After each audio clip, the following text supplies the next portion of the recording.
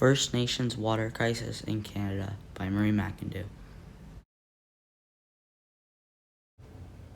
In Canada, there is an immediate need for safe drinking water.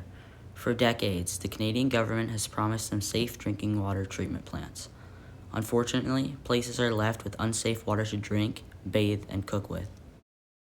Shoal Lake. Shoal Lake is a First Nations community near Winnipeg, which is surrounded by water which is unavailable to the First Nations living there. This forces the First Nations to take water from Kenora and has been happening for close to 100 years. The First Nations in Shoal Lake do not have a water treatment plant, so the water is undrinkable, while residents in Winnipeg close by can drink the water anytime. What has been done?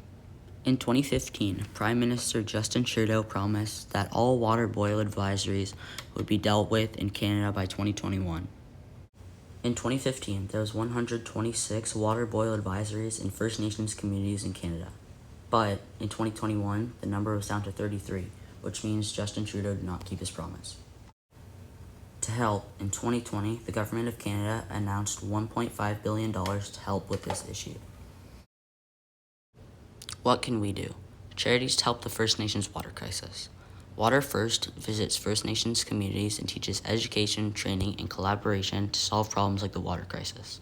Other charities which are dedicated to helping First Nations and helping the water crisis. Pacific Institute produces resources and research to help with water conservation and water pollution. Reconciliation Canada is an Indigenous-led organization which works together to build relationships through education, leadership, and talking. Conclusion. As you can see, the Canadian government has done a lot, but not enough.